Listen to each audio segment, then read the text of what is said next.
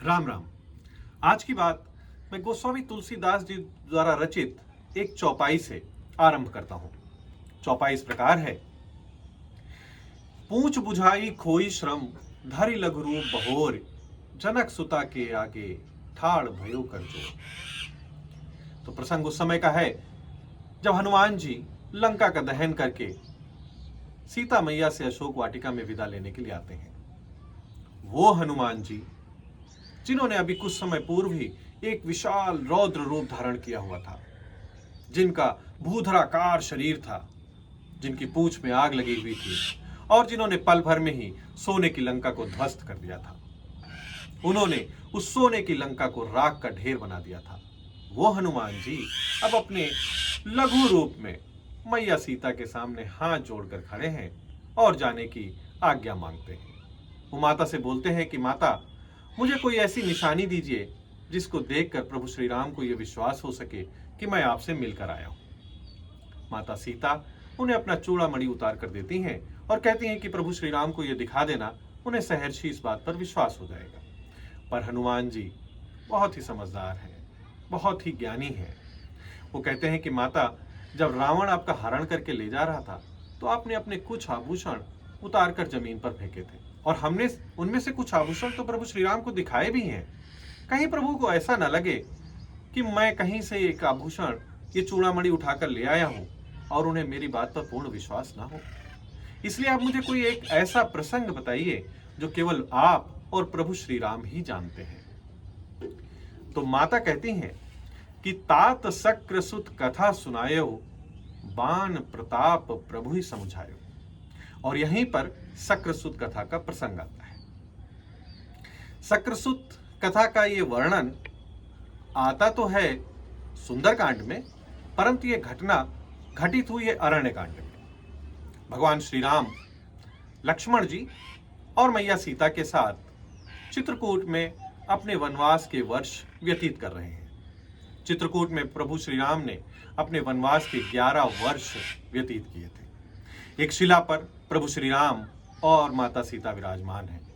प्रभु श्री राम सीता मैया के लिए पुष्पों के आभूषण बना रहे हैं। अब सोचिए कि प्रभु श्री राम, वो श्री राम जो नारायण हैं, जो त्रिलोकीनाथ हैं, जो तीनों लोकों के स्वामी हैं, परम शक्तिशाली हैं, वो उन सीता मैया के लिए जो जगदम्बा हैं, जो लक्ष्मी हैं, जो धन वैभव और ऐश्वर्य की देवी हैं, जिनके कारण ही संपूर्ण ब्रह्मांड में सारे पदार्थ, हीरा, मोती, माणिक, ये सब उपलब्ध हैं, उनके लिए प्रभु श्री राम पुष्पों के आभूषण तैयार कर रहे हैं। सोचिए कितना सुंदर दृश्य होगा। और प्रभु की इस लीला का आनंद उठाने के लिए अपने अपने लोक से तमाम देवता आकाश में एकत्रित हैं।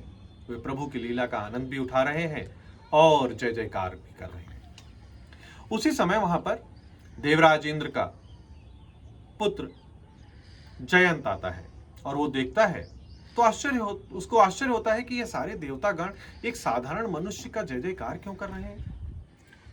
वो मूर्ख अपने मन में विचार लाता है कि मुझे इनकी शक्ति का अनुमान लगाना चाहिए, मुझे जाकर इनकी शक्ति का पता करना चाहिए। और ऐसी मूर्खतापूर्ण विचार को अपने मस्तिष्क में लाकर वो प्रभु श्री राम की सामर्थ्य का पता लगाने के लिए चल पड़ता है। अब सोचिए कि कितनी बड़ी मूर्खता है कि एक चींटी एक विशालकाय महासागर की अथाह शक्ति का अनुमान लगाना चाहती है। वो एक कौवे का रूप रखता है और प्रभु के आश्रम में पहुंच जाता है। अब कई लोग ये बोलेंगे कि उसने कौवे का रूप ही क्यों धारण किया, कोई भी और पक्षी वो बन सकता था। पर अगर आप देखें तो कौवा मनुष्यों के काफी करीब होता है।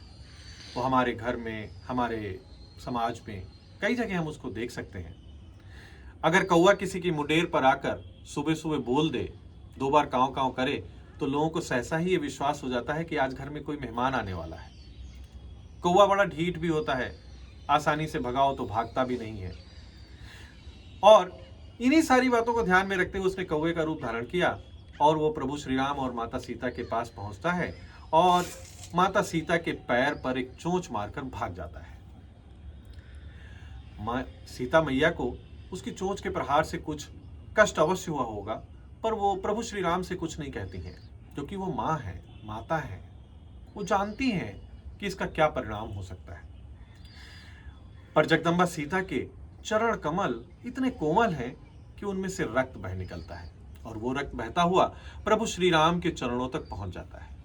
तब प्रभु श्री राम को इस घटना का पता चलता है, और पता चलते ही प्रभु श्री राम वहीं से एक सरकंडा, एक तिनका उठाकर जयंत के पीछे फेंकते हैं। अब आगे आगे जयंत भाग रहा है, और पीछे वो तिनका राम बाण का रूप रखकर उसके पीछे भाग रहा है।